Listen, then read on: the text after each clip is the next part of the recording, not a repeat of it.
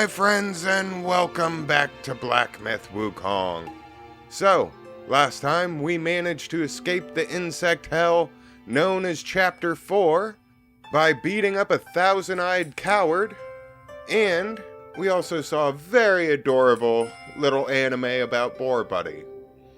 But before we move straight on into Chapter 5, we have a couple of things we need to take care of. First and foremost, we have a relic that we need to set the upgrade for. We also have a map that we need to go through and a whole bunch of journal pages. So I think I'll save the journal pages for the end. That way I can put up a timestamp for anybody who wants to skip them and just move on to the next chapter.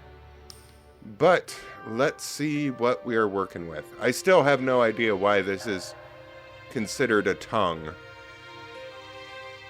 The envious tongue. To embrace its potency, be prepared for its bitterness. Extends the duration of effects for all medicines. I don't really use medicines. Let's see. After consuming medicine, increases critical hit chance. Ooh. Each equipped soak slightly increases the health recovery of the drink. That's also really good. But immobilize affects all enemies around the target. That last one, though, slightly increases the health recovery of the drink. Or immobilize all enemies.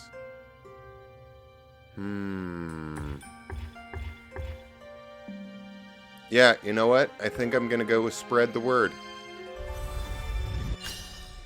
And then, have we picked up anything? We already read that. And we already read this. Fair enough. Ooh, I saw something here. Oh. Wrong button. Vision Centipede Staff.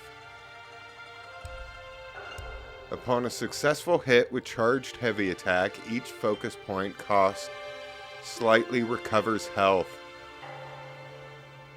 Ooh. Minus 2% critical chance, but an extra 5 attack, and it will be saving me every single time I used a charge attack, which I do use quite often. Reinforcement and peace whispers impending invasion. Willingness to sacrifice small gains signals grander ambition. You know what? Oh, I can't make it here. Oh well. We will deal with that as soon as we get to a shrine.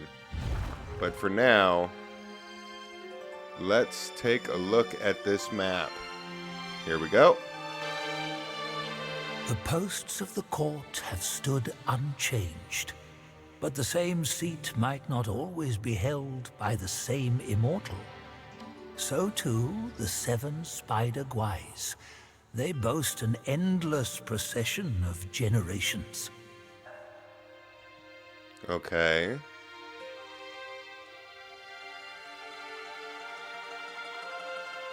Long ago, the many-legged one was subdued by Bodhisattva Pilanpur and locked on Purple Cloud Mountain.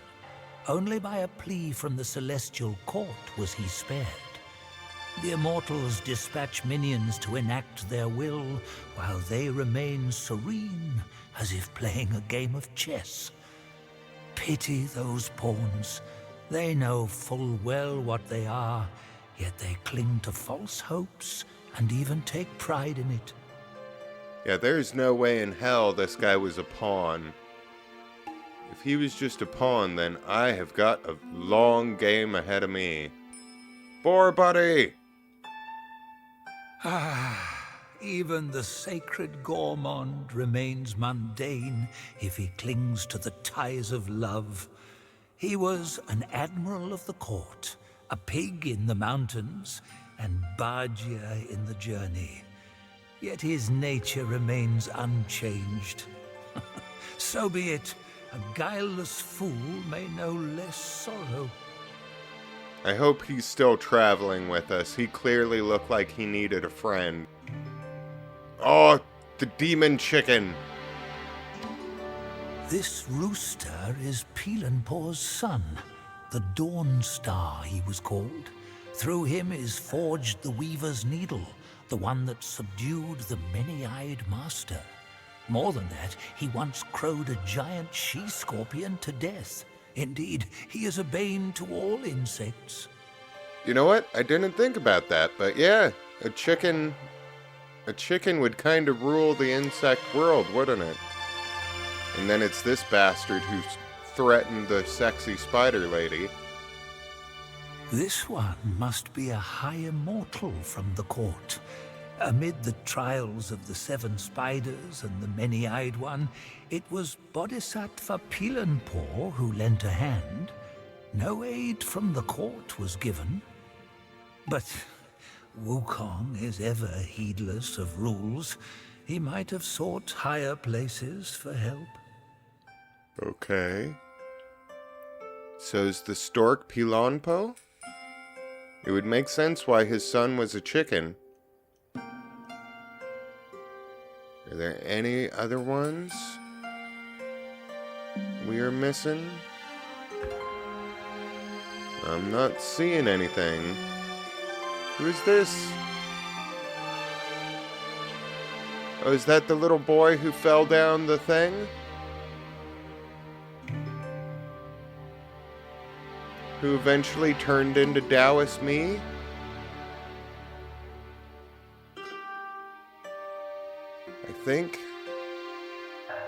I think that's everything on the map.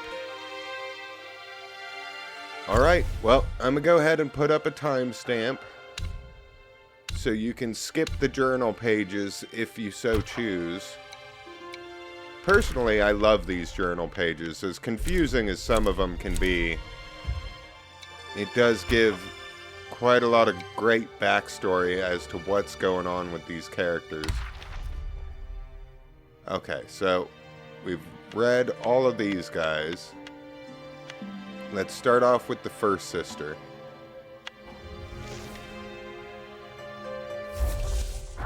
The eldest sister of the Zhu family was gentle and serene, caring for her younger sisters like a mother. She meticulously managed every aspect of their daily lives. Even the straightforward second sister and the independent fourth sister behaved obediently and showed a touch of girlish charm in her presence. Each day she oversaw the cave's catering, everyone's clothing, and was the go-to for disputes, illnesses, joys, and sorrows, keeping her busy from dawn till dusk. There was always a steady stream of courier lesser Yao guys coming to her with messages. My lady, the second and fourth ladies are arguing. My lady, the fifth lady scolded a weaver, and now they need an extra hand. Can someone be sent? My lady, the sixth lady injured herself while practicing, and asks for you to come and have a look. One day, the lady of the house, her mother, called her to her side. As soon as she stepped into the hut, the tranquil scene of her mother admiring the flowers under a tree caught her eyes. Her mother waved her over, saying, "The flowers in our abode are more beautiful than those in the upper realm." Meanwhile, outside the hut, the lesser Yao guy in charge of catering was waiting for her to decide the menu, and the steward overseeing the cocoons was waiting to report matters. The eldest sister asked, "Mother, is there something you wish to instruct me on?" Her mother gently took her hand and said, I just want you to accompany me in admiring these flowers." She smiled warmly, adding, "I worry they will wear you out." The eldest sister looked at her mother and was suddenly transported back to many years ago, when her mother had held her hand in the same way as they admired the peach blossoms together. The flowers were beautiful then, and so was her mother. Aww. I kind of feel bad for shattering this family to pieces, but they really shouldn't have tried to eat my little boar buddy. The path home is covered in green moss. Peach blossoms begin to bloom across. How tender and gentle her caring affection. Among sisters, a loving connection. Aww. Alright, third sister. I don't think we saw too much of this one. The third daughter of the Zoo family, graceful in demeanor and gentle in nature, loved reading and writing, observing that her younger sisters were still naive, and her two elder sisters were extremely busy. She focused on needlework and became the best weaver in the family. The fabric shop run by the second sister outside used weaving patterns designed by the third sister.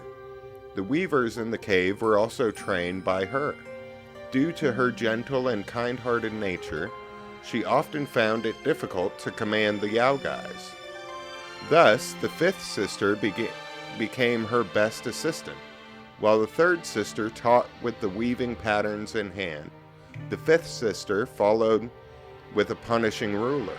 If any weaver was particularly unruly, the straightforward fifth sister would report them to the second sister, who would then seal the offender in a cocoon to be used as food. Okay, so these were the two that were gossiping when Boar Buddy first got dragged down into the cave. Because the eldest and second sisters were often preoccupied with various affairs, the fifth sister had been following the third sister since childhood. The third sister was very quiet, so the fifth sister became her lively counterpart. The two sisters bickered and quarreled, but it made the days pass more easily. Among the books the third sister often read were those strange mortal anecdotes. She always found them fascinating and longed to experience those romantic scenes depicted. However, she was too wise to fall for any romantic scholar, knowing that most Yao guys in those stories met tragic ends. Smart! Very, very smart.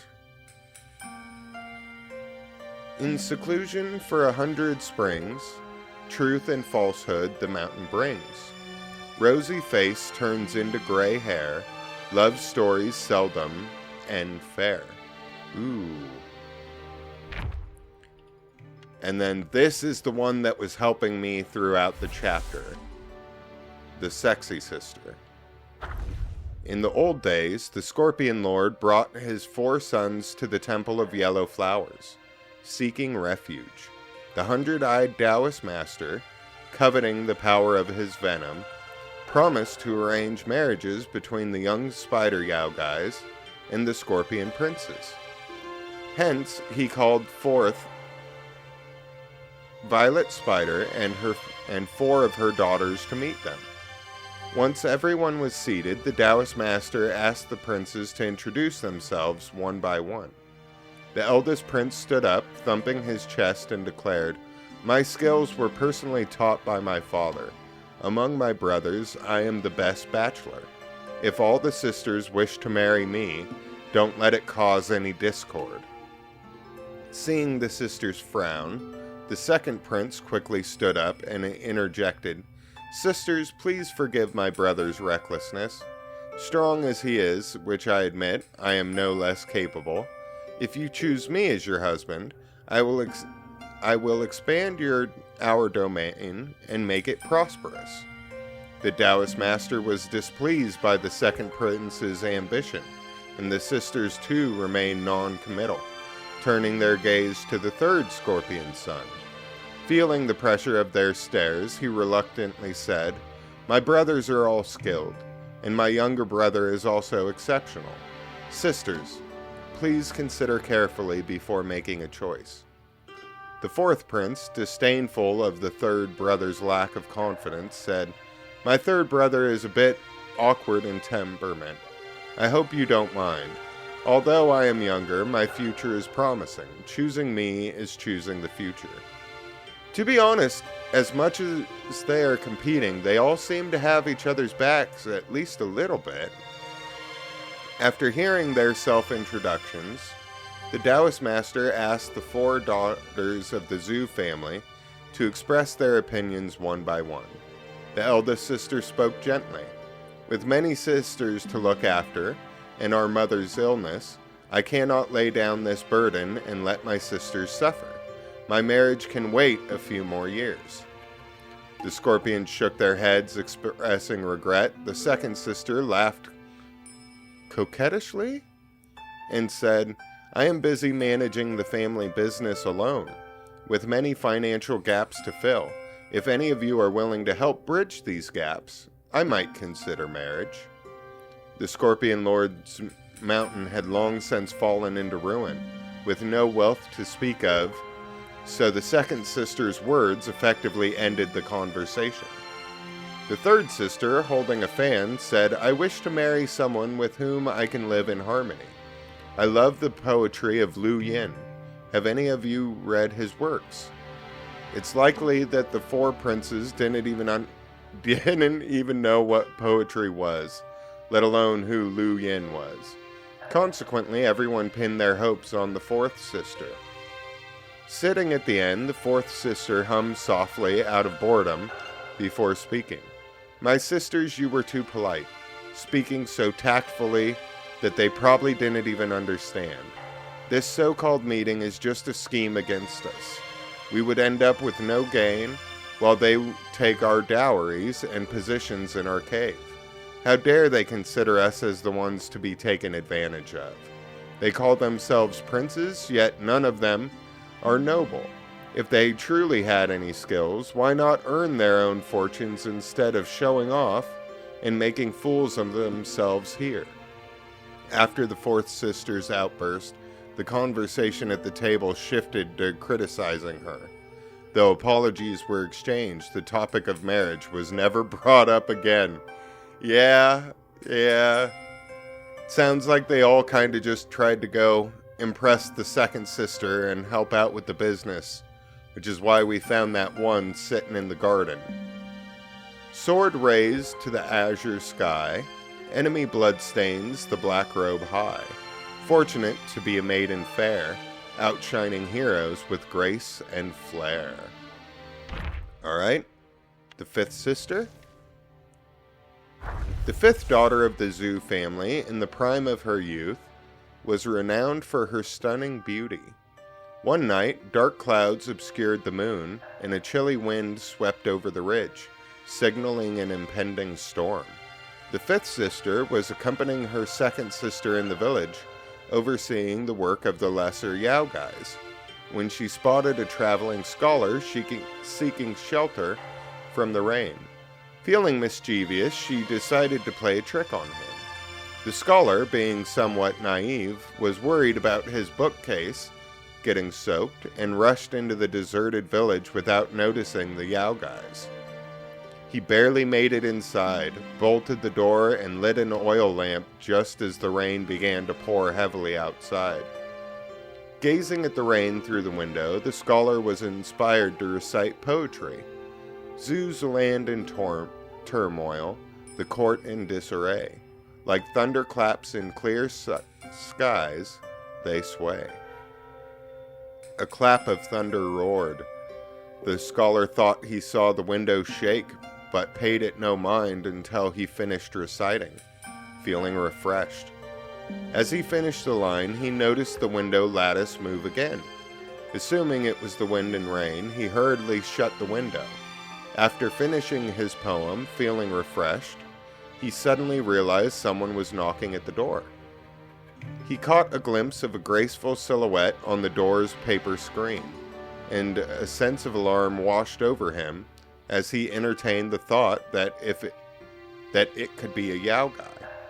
However, considering his own wretched and unremarkable existence, he somehow found solace in the idea of becoming a victim of beauty. What the hell? As the scholar hurriedly got up and flung the door open, expecting to see a stunning Yao guy, he was instead met with a horrifying sight. A ghost with disheveled hair and pus-filled eyes. Overwhelmed with terror, he let out a scream and instinctively pushed past her, desperate to escape the haunted house. Outside the door, the fifth daughter, playing with her delicate fingers, leaned gracefully against the wall, only to be knocked off balance.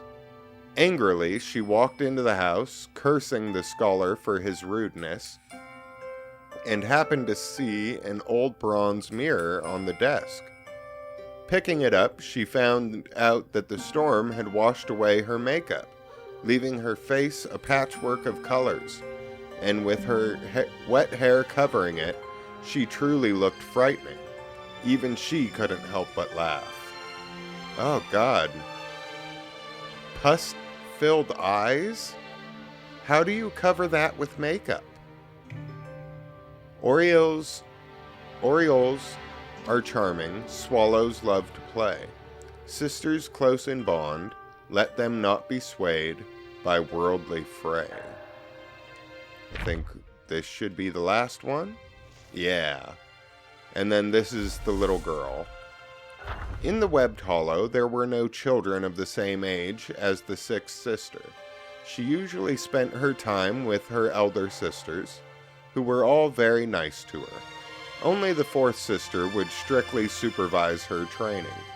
Sometimes, when she trained diligently, the fourth sister would take her to the mountain top to gaze at the scenery outside and tell her stories about the world beyond the mountains. Although she enjoyed following her fourth sister, the fourth sister often went into the mountains to investigate secrets unknown to her. Claiming it was dangerous, she refused to take her along, which left the sixth sister feeling bored. One day, a flower viewing banquet was held in the mountains, and the lesser Yao guy from Mount Wushan came to deliver gifts. As usual, after completing their tasks, they were invited to stay and drink. The elder sisters were busy entertaining guests and taking care of their mother, so the sixth sister wandered off on her own. The steward guy, unable to refuse her, had to accompany her around the cave for a while. Two drunken pig guys saw the sixth sister and pointed at her, saying, Is that the one?" The other pig guy replied, "Yes, that's the one." Feeling annoyed by their comments, the sister retorted, "Why are you pig guys pointing at me? Where are your manners, and what did you mean by this and that?" The steward guy tried to signal the pig guys to shut up, but they continued. "Little girl, let us tell you a secret that everyone knows but you." The steward guy quickly tried to intervene, but the sixth sister earnestly said, "Go ahead." The two pig guys laughed and said, "Your father is a pig." Oh, yeah, I was kinda thinking that's where they were going with that. Just like us. You are a relative of our old pig family. Contrary to their expectations, the little girl didn't burst in anger or throw a tantrum.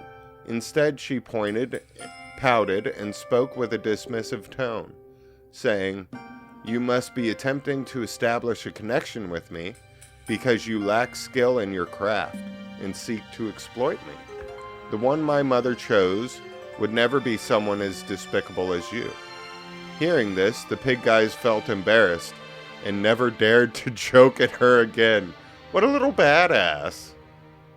But she is Bajé's daughter, after all. In hidden groves, a home appears.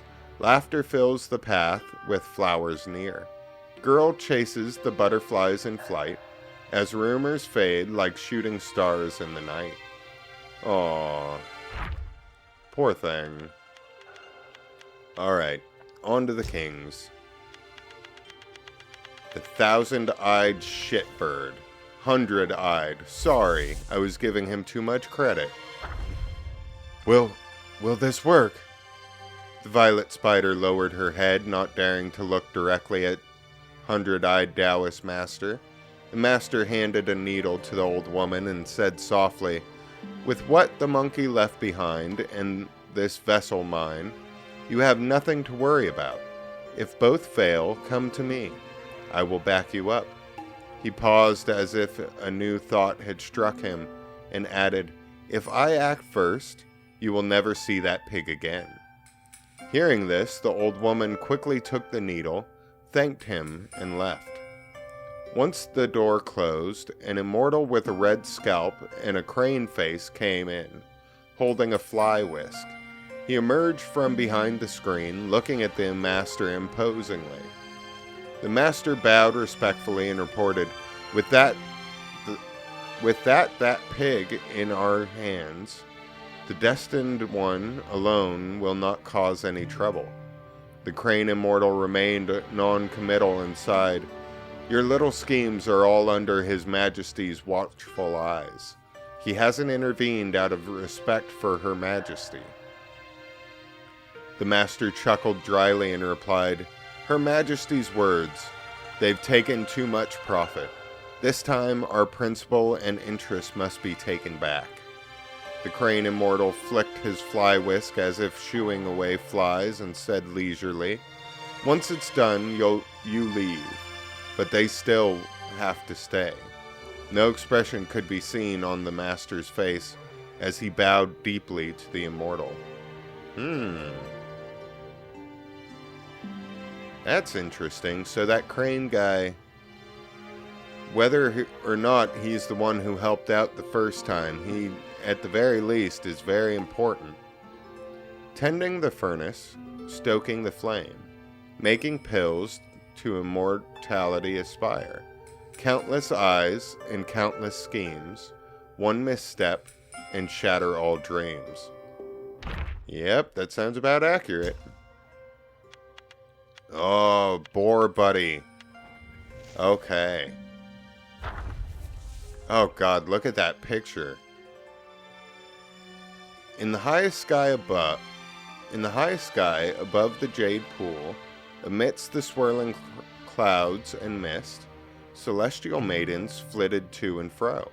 Today, the Queen Mother of the West was hosting a lotus viewing banquet. As Admiral Tian Peng walked past the gate, he saw a tall, burly man blocked by celestial mating. "Admiral Curtain Raiser," the maiden said in a polite but cold manner. "Without a handwritten invitation from the Queen Mother, you cannot sit by the pool. If you don't mind, why not take a seat in the side hall and have some tea?" The burly man responded in obedience, but his gaze fixed in the main hall. At such behavior, Tan Peng subtly shook his head, a faint smile playing on his lips. He presented his invitation to the other maiden at the gate and strode in, his head held high. The banquet was in full swing, with celestial officials exchanging toasts, their joyful laughter resonating through the hall, creating an atmosphere of mirth and merriment.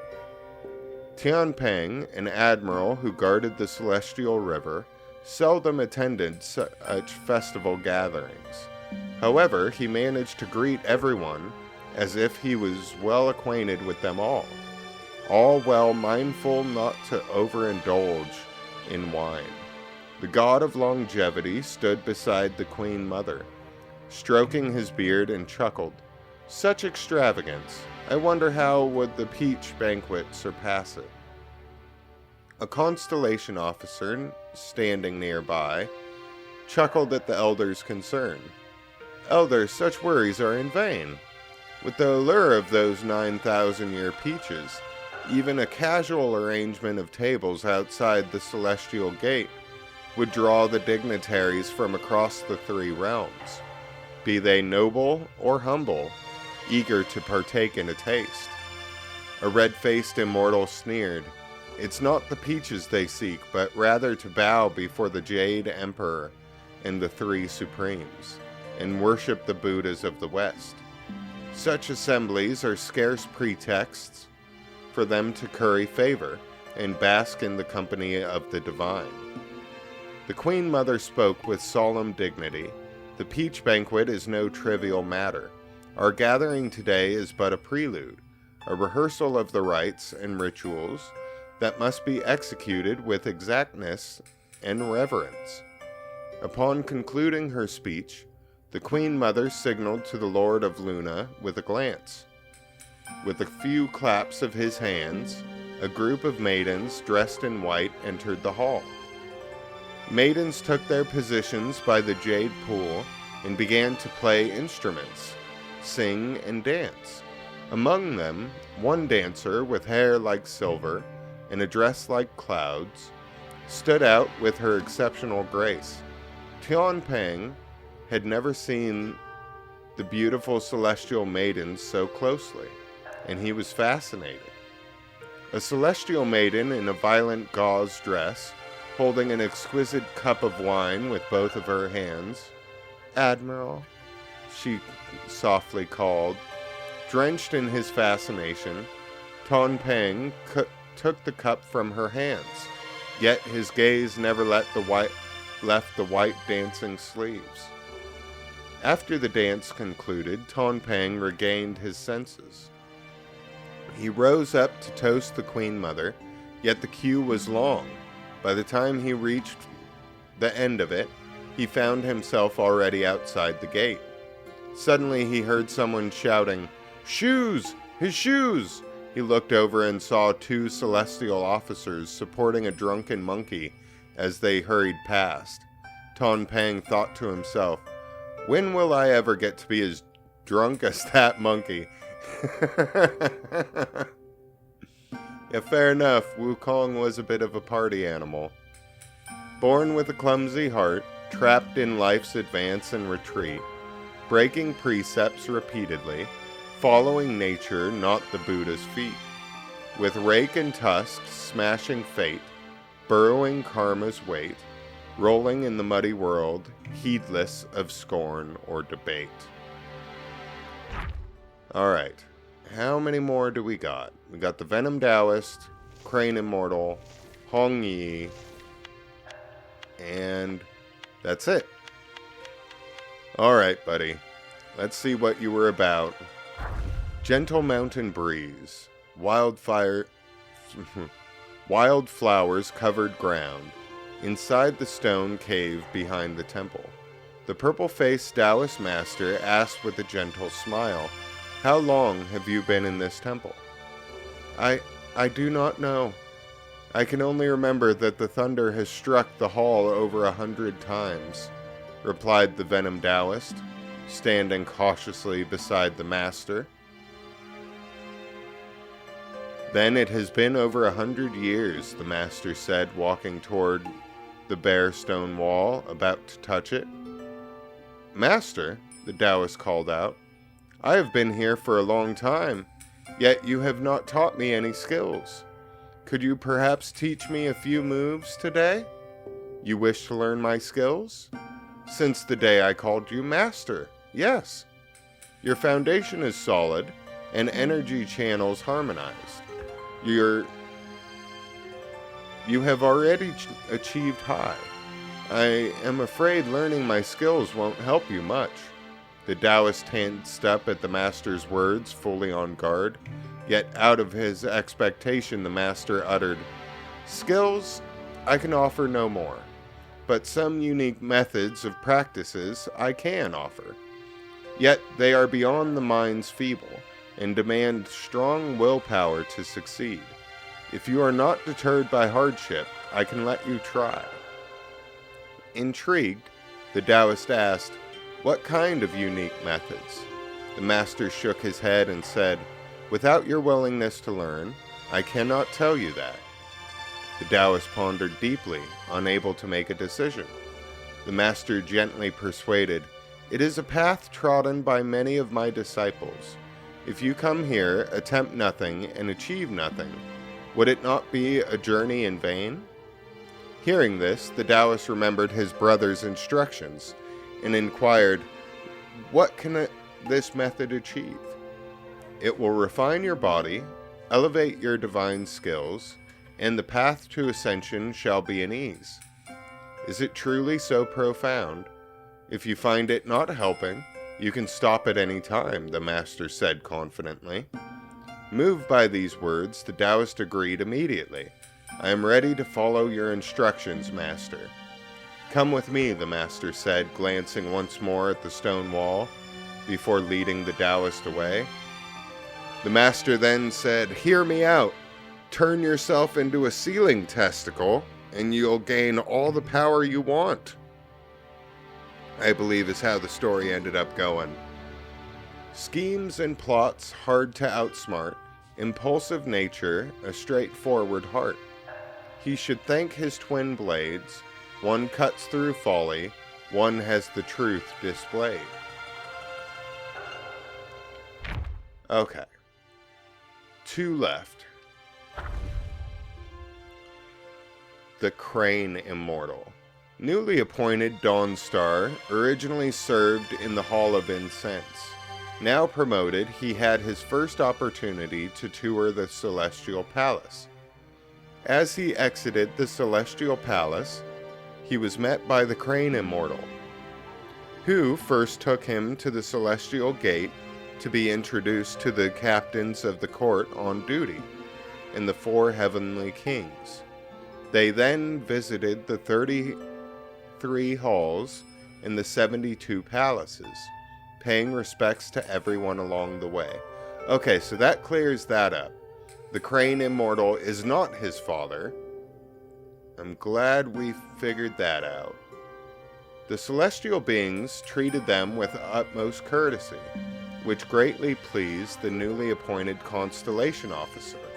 After the tour, the Crane Immortal was about to personally escort the Dawn Star back to the Palace of Illumination.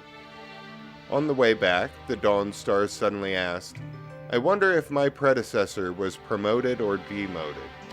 Could you enlighten me so I may know how to conduct myself in the future?"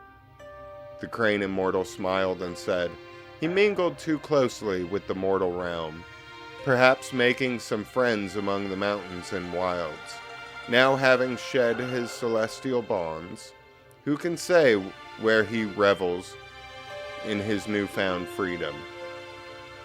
The Constellation Officer frowned and asked, "I heard that the Dome of Stars conducts roll calls daily. How could it be that the Constellation Officer left without anyone knowing?" The Crane Immortal gently smoothed the wrinkles on the Dawn Star's robe and said somberly, "If he hadn't left quietly, how would you be here now?" Hearing this, the Dawn Star seemed to understand and did not pursue the matter further. Oh, so they just straight up killed his predecessor. Fair enough. In crimson embroidered crown, pure and refined, ascending to meet the immortal, unconfined. Revered in the vast skies far and wide, what foolish man would dare not abide? Again, fair enough. Hong Yi. Snake Lady. The Jade Emperor sat on his throne in the Celestial Palace, gathering officials. Hong Yi stood among the immortals and saw Tai Bai Jin Jiang, these names, leading an officer in, a crown of 5 peaks on his head, a landscape engraved tablet in his hand. He wore the light of the 7 stars on his robe and walked to the pleasant music of 8 jade rings dangling from his waist. Tai Bai Jinjing then announced, "Your Majesty, I have brought the son of Bodhisattva Pilanpo from the Purple Cloud Mountain as commanded." The Jade Emperor responded, "Let the celestial officer come forward. I appoint you as the Dawn Star, ranking among the 28 constellations, and grant you residence in the Palace of Illumination. Remember to be diligent in your duties. Conduct your patrols on time." The newly appointed Dawn Star thanked the Emperor for his grace. The Jade Emperor then ordered the Crane Immortal and the Supreme Celestial Inspector to escort him to his post, also bestowing upon him 2 bottles of imperial wine and 10 golden flowers. The Immortals congratulated the Dawn Star, while Hong Yi stood quietly on the periphery, observing for a moment. She was slightly older than him, and having grown up together due to the deep connections and frequent interactions between their families, she had always seen him as a younger brother. Now, witnessing his moment of glory, she believed his future held limitless potential. After waiting a while longer, she watched him greet and bid farewell to others in front of the hall. His spirits high, yet he never glanced her way. With a quiet sigh, she turned and slowly walked out of the hall. So he wasn't her husband. She just lied about that whole thing to get me to go help the childhood friend who ignored her once they grew up. Fair enough. Tearful eyes reflect tearful eyes. Broken hearts echo broken cries. The world harbors the cold and sly, yet spares this soul in serpent's guise. Poor Snake Lady. I definitely know how she feels. But I believe that is everything. So, without further ado, it's time to head off to the next chapter. Please load this properly, Potato. Yes, we are starting a new chapter. I am sure I want to proceed. Chapter 5, Golden Child, Crimson Blood. I'm sure by the end of this that's actually going to make some kind of sense. But for now, we need to get to a shrine as soon as we possibly can, because we are missing one more item from Chapter 4, and it only shows up after you beat the chapter. So, once we find a shrine, we'll head back there, mop up that last loose end, and then be able to head off into the wild blue yonder.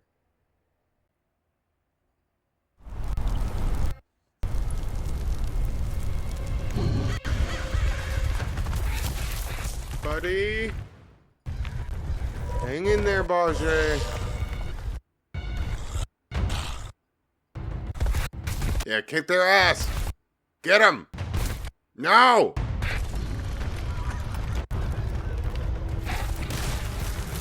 How dare you!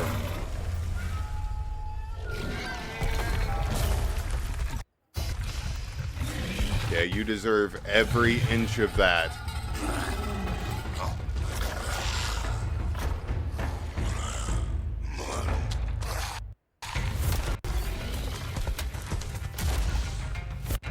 Oh, are we starting with a fight? Oh, hell yeah.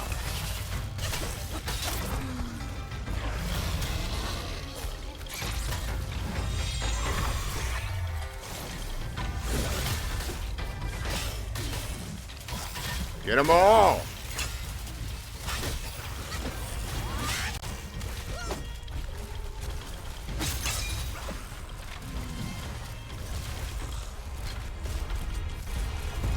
Heal up. Oh god, poor buddy's finding new people. I'm dealing with the archer. Oh god, am I gonna get a chance to look this place over? Poor buddy, you're kinda on a rampage. There we go. time was I guarded the Celestial River with my boys 80,000 strong, and the puny revenants dared to impede me. That grand transformation of mine was the only reason you're still standing here. A proper kneel to show gratitude would be appropriate, no? Oh, fuck off.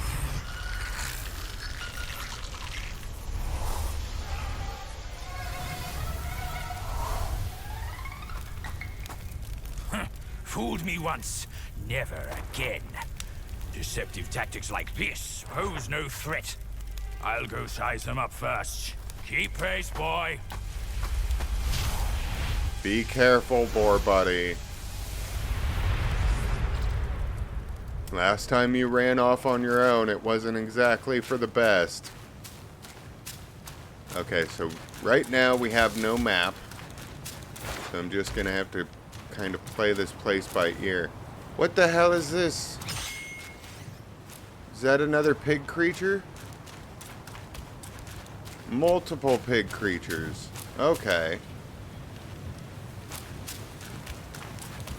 And those dudes look like they had roots coming out of their face, like one of the keepers we had seen a couple of chapters ago. Okay. I'm not seeing anything. In we go.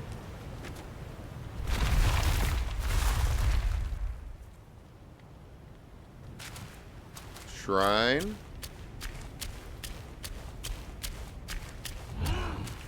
Oh, hello, friend. This isn't gonna go how you think it's gonna go.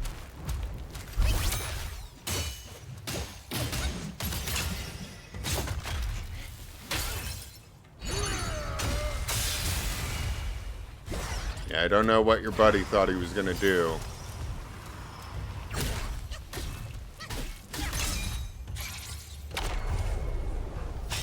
Yeah, there's a shrine right there. I have no reason not to just beat the living crap out of you, dude. Okay, we have a bunch of different directions we can go. I need that map. Let's just go ahead and sit down.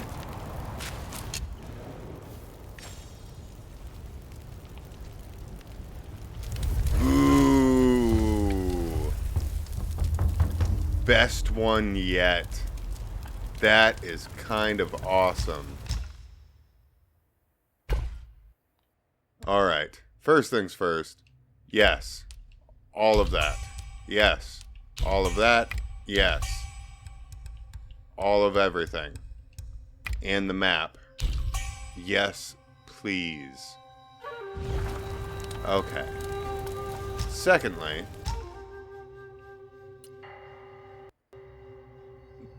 Centipede Hat of Transcendence. Ooh. I do kind of like the look of it. Massively reduces the continuous damage received from poison state. Significantly increases attack while suffering from poison state. That would have came in a lot of handy last time around. So long as I save 4 bits of thread, I can upgrade what I'm currently doing. So I think I'm just gonna make it. Because I do like the look. For a short duration after defeating an enemy, moderately increases attack. Ooh. I do like that. Centipede King Jin armor. Oh brother, you say the scriptures are easy to fetch, but on this road to the west, even pests plague our path. Is it the same? Yeah. Just wanted to be extra sure. Defense and poison resistance. Yep, we'll take that too. I really like the look of this one. I like the bonuses of the one I was wearing, but maybe there's a way to force me into being poisoned. Yeah, we'll take that one as well. Yes. Alright. we've got the drip. Let's go ahead and rest. Ooh. That is looking pretty good, I gotta admit. But before we get too much further along,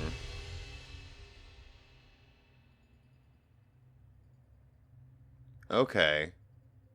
So it looks like the way through the cavern is going to be progress. So when I come back, I can clear this area out without having to worry too much.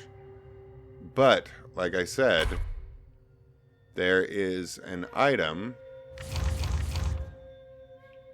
Is it here? No, it's... Here we go. There's an item that appears over here as soon as you beat the chapter. So, let's go ahead and go run over there and deal with that before we gotta end the episode. There we go. Didn't take too long, but I am gonna be cutting out quite a few of these cutscenes. Or, not cutscenes, loading screens. Sorry about that. Before I moved on...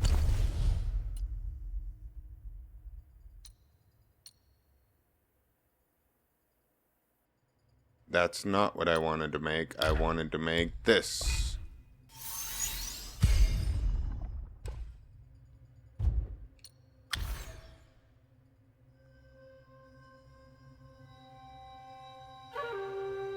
Yeah.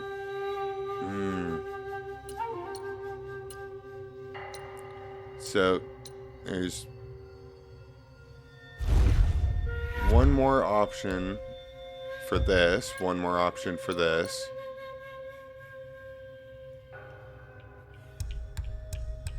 And then 2 more options for this. Ooh. Considerably increases the damage dealt by all pillar stance moves. I don't use pillar stance. I should spend more time learning how to actually play this game. And then, yeah, so there's 2 more options there, 1 more option there, 1 more option there. So there are 4 more weapons that I could conceivably build. Good to know. Hello, friends. I think while I'm here, I'll go check out the boss room just in case there's anything over there as well.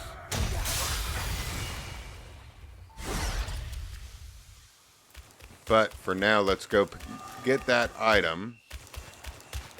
And then we can head back to chapter 5. Yep, just gonna ignore you, leech guy. You have nothing for me anymore.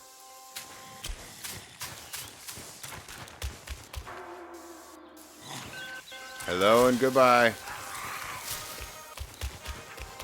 Just gotta run up into the canyon I called the Devil's Asshole and grab this item real quick. Oh god. Potato, I know you're having a hard time. I can feel the gears grinding. But there's something down here we need to get. Or at least I think there is. Hello?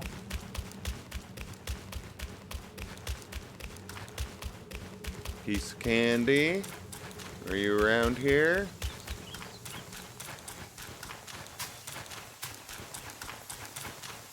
Is this it? This looks like it. Yes. Please and thank you. The preservation orb. You know what? Let's go ahead and take a quick look at that. Here it is. For a relatively long duration after resurrection, increases maximum health, mana, and stamina. Fortune does favor you. That does sound pretty good.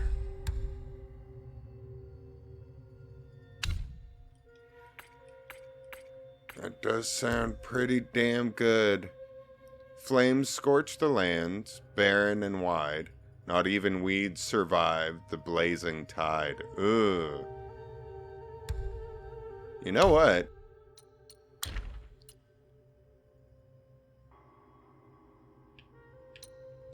I'm going to go ahead and turn on this, but I'll be ready to switch over to this, because we have been holding on to that since Chapter 1.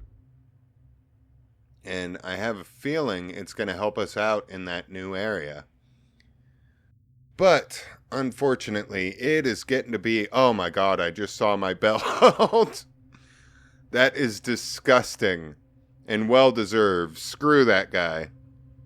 But yeah, unfortunately, it is getting to be about that time of the hour. So we are going to have to call it here for today. I think next time I will save us a loading screen. And we will start off in the hub area. But for now, I want to thank each and every one of you for coming along with me. I hope you all have had a wonderful day. And until I see you next time, have fun. And stay safe out there.